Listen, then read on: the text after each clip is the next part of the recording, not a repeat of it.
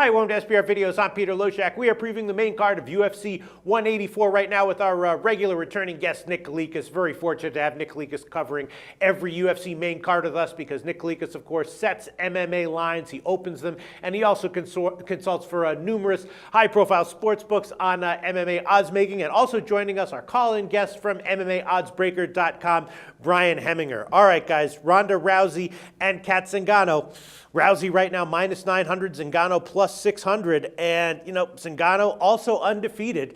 Is this the time when maybe Rousey has betting value against the no vig line? The market is saying Rousey has an 86.3% chance of winning. To bet on Rousey, she'd have to have more than a 90% chance of winning.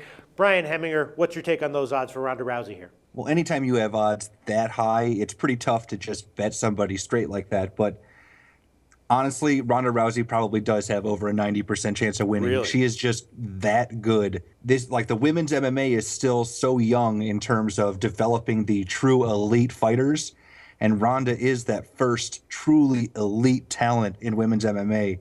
And the proof is in the pudding. I mean, she has won every single one of her fights. She hasn't even had 25 minutes of cage experience in her entire career yet in 10 professional fights. She just destroys everyone. All right, she but doesn't so just has win, Zingano. she crushes. Zingano's 9-0 in her career. Why Yep. do you think that Zingano won't be able to put up a better fight than the odds are giving her credit for? The main thing is she just hasn't been as dominant. Yes, she's 9-0, but that 9-0 has come with some adversity. I mean, she was losing both of her first two UFC fights that earned her this title shot. She was having a lot of trouble with Miesha Tate, who is a really good fighter. And then in her last fight, she had a lot of trouble with Amanda Nunes in that first round where she got taken down and was getting beat up really bad. And she's a slow starter. So she might be an athlete that's at least comparable to Ronda.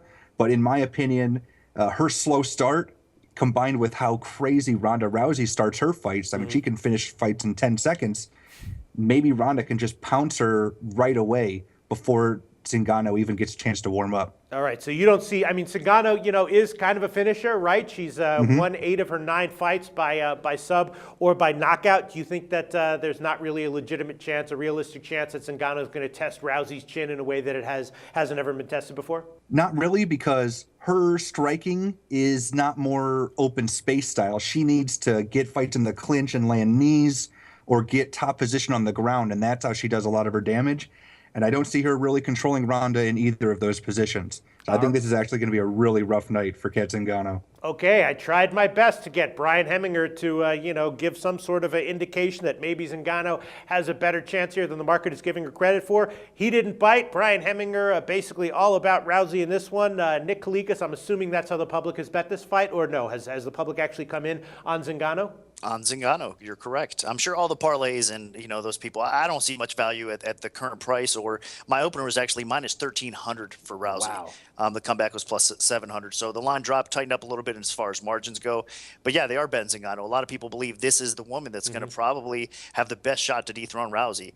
I'm with Brian though. I just don't see it. I mean, I have a lot of respect for Cat Zingano. She is a very solid fighter. But I mean, what you're getting in Ronda Rousey is really a special athlete, like you said. I mean, we know her judo background. We know her ability to land and finish that armbar submission over most people. But not just that, she keeps on improving. I mean, Brian mentioned the fact that she hasn't had really that much time in the actual cage thus far in her career. But the improvements that she's made fight to fight are significant.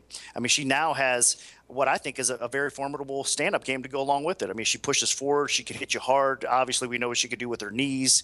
Ask Sarah McMahon that as well. So Rousey continues to develop her game and continues to get better. The problem with most people that face Rousey is they cannot stuff her judo throws or her takedowns in most cases. So going back to the Nunes fight, which Brian mentioned as well, Nunes was able to get Zingano on her back fairly easy in that first round. And I don't think Ronda Rousey is going to really have too much problems getting the fight to the floor when she wants it. And then if you also look back at the Miesha Tate fight, I mean, Zingano got herself in some trouble on the ground as far as arm bars go. Now, she was able to survive and win that fight.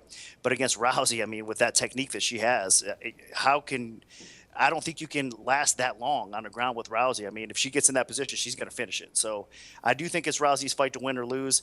Zingano's a tremendous fighter in her own right, but Ronda Rousey right now is just a level above all the women in the UFC. It's interesting you opened it at minus 1,300. I mean, that's a huge line. Why'd you pick that line to open it? Because I know that, normally you think that the favorites are a little bit overvalued, and, the ideal situation, I guess, for the books would be to have a big favorite where the public comes in, and then for the books to need the underdog. But opening it at minus 1,300, I mean, that feels like you were just begging people to take Zingano and wanting to need Rousey. Did you think you were going to get balanced action on a line that high? Well, we will, because a lot of people are going to seriously stick that 900 price tag in parlays as well.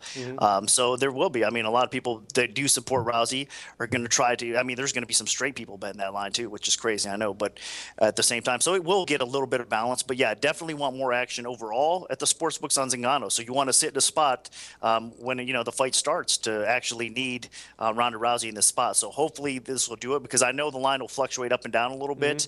So I was thinking the line might drop early, but then it'll kind of creep back up before fight time. And it looks like it's staying steady right now, about 10-1 or just under that. All right, so Nick Kalikas, if you had to bet $100 to win 600 on Zingano or bet 900 to win 100 on Rousey, which one? You had to choose one of them. Which one would you do? I would take 900 on Rousey. Unbelievable. All right. Well, in other sports, when the public is actually coming in on a big underdog and the pros in the books liking the favorite, usually the favorite is a great bet. Let's go back to Brian Heminger. If you had to bet this fight, would you just bet Rousey minus 900 straight, or would you try to get better odds with, maybe Rousey first round or with some kind of prop? Yeah, I'd probably be looking at the total. I'm assuming it's at 1.5. Yeah. And when you look at the way that Ronda Rousey finishes most of her fights, they are very quick in the first round.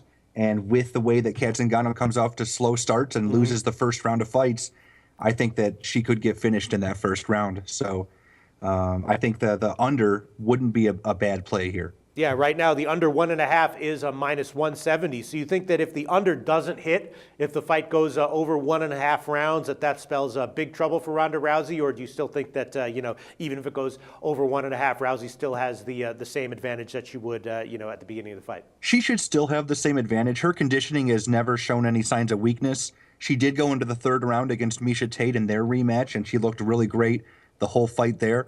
So I really don't think conditioning will be too much of an issue for Ronda. So I expect her to be strong the whole way. So your best bet on this fight would be the under 1.5, currently minus 170. Yeah, that's probably what I would pick. Just it's so much better odds than just taking Ronda straight at 900. Nick Kalikas and Brian Heminger, thanks so much for your thoughts. The consensus as of right now, no chinks in the armor of Ronda Rousey. And even at minus 900, that is not an inflated line.